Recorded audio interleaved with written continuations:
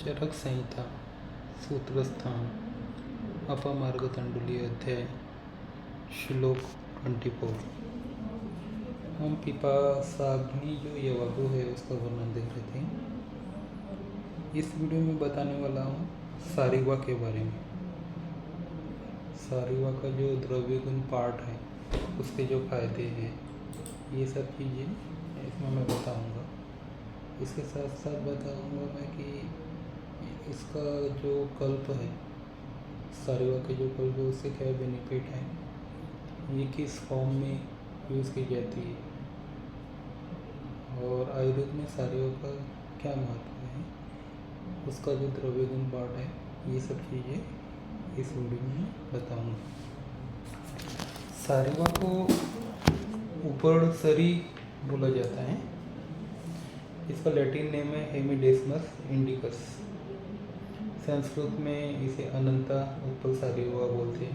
हिंदी बंगाली में अनंत मूल।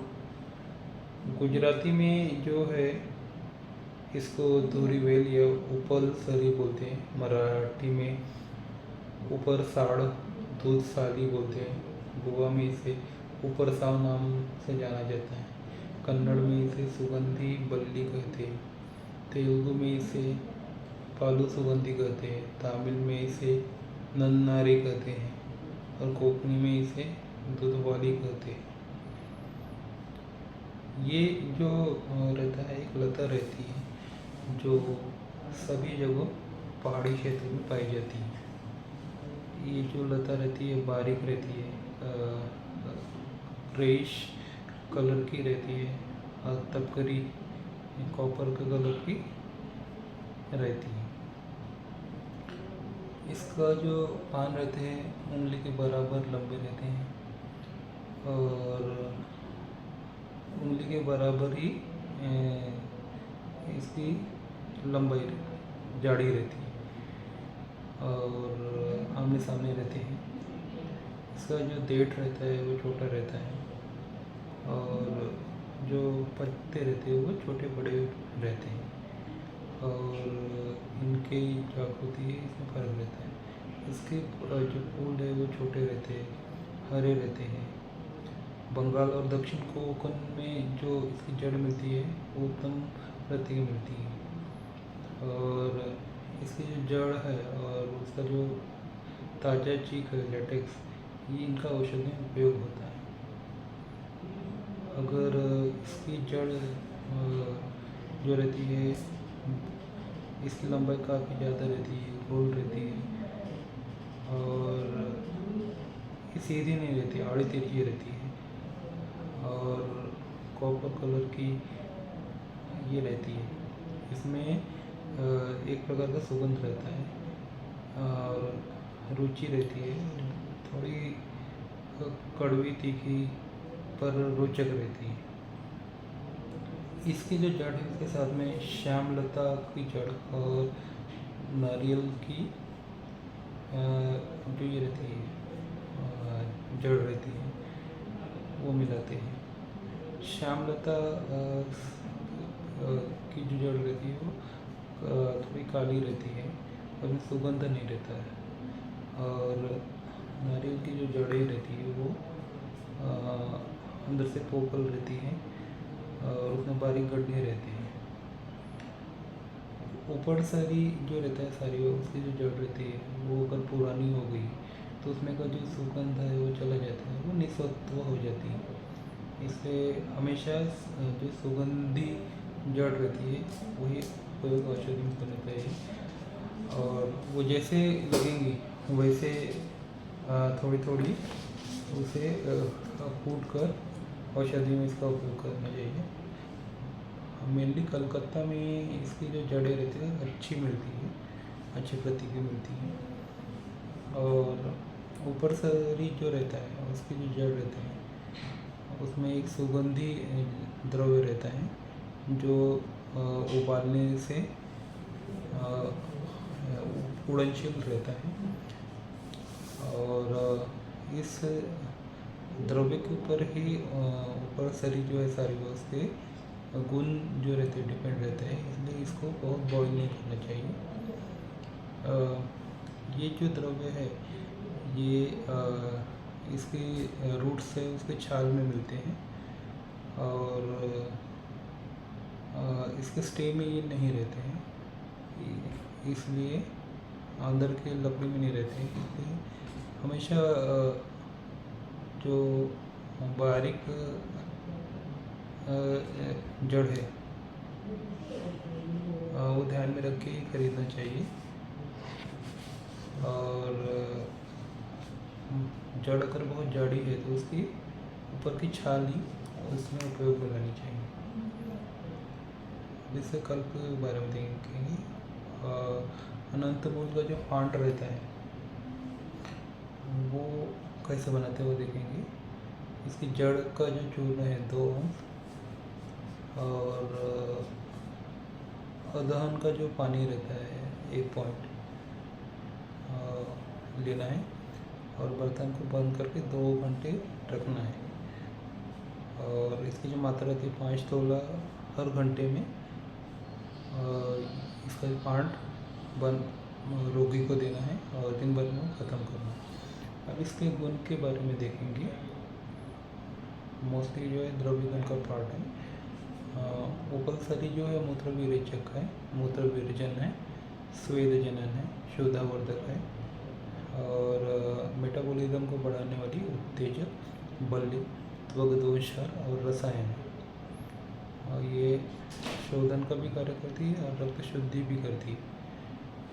और इसका जो मूत्र विरेचक गुणधर्म है वो एकदम स्पष्ट और उत्कृष्ट है। और इसका जो फांट रहता है उससे जो पेशाब का जो प्रमाण है वो 3 से 4 फुट बढ़ जाता है। उस फिर भी जो हमारी किडनी रहती है उसको कोई त्रास नहीं होता है, तकलीफ नहीं होती है। इसका स्वेद जनन गुणधर्म जो रहता है वो भी है। और मेटाबॉलिज्म बढ़ाने के लिए उत्तेजक का जो गुणधर्म रहता है वो बहुत इम्पोर्टेंट है। शोधावर्धक है गुणधर्म होने की वजह से ये इतना मध्यम दर्जा का रहता है। और इसको गिलोय और सुगंधी पदार्थों के साथ मिला के अगर सारिवा का हम देते हैं तो इसके गुण बढ़ जाते हैं। अब इसके उपयोग के बारे में देखेंगे, इसके बेनिफिट देखेंगे क्या क्या है। और जो उपलसरी रहती है उसका जो फांट रहता है ये किडनी की सूजन और किडनी का जो संकोच रहता है इसमें काफ़ी उपयोग होता है इसका। इस रोग में पेशाब कम आती है और आते भी तो लाल रंग की और डार्क रहती है। एलोपैथिक मेडिसिन का भी इसमें लागू पड़ता है, कभी नहीं पड़ती है। पर सारिवा और गिलोय जीरे के साथ में अगर देते हैं तो इससे मूत्र मार्गों का शोथ और जो जलन है वो कम हो जाती है। उपलसरी जो त्वचा के ऊपर उत्तम सी क्रिया होती है। त्वचा का जो मेटाबॉलिज्म है वो सुधारता है और जो बारीक कैपिलरीज रहते हैं उसमें डायलिटेशन होता है। बुखार में इसका फांट देने से पसीना आता है और पेशाब होती है। इस वजह से जो शरीर की गर्मी है वो कम होती है और डाइजेशन भी इम्प्रूव होता है। बुखार में सारिवा के साथ में हमेशा प्रयोजक जो द्रव्य रहते हैं वो देना जरूरी है, जो मेन द्रव्य रहते हैं, क्योंकि इसको हम जौरग्न नहीं कर सकते। सब तरह के त्वचा रोग में और उपदंश की द्वितीय अवस्था में उपलसरी गुड़ गिलोय के साथ में दी जाती है, जिससे अच्छा गुण आता है। गंडमाला में उपलसरी जो रहती है वाउडिंग के साथ में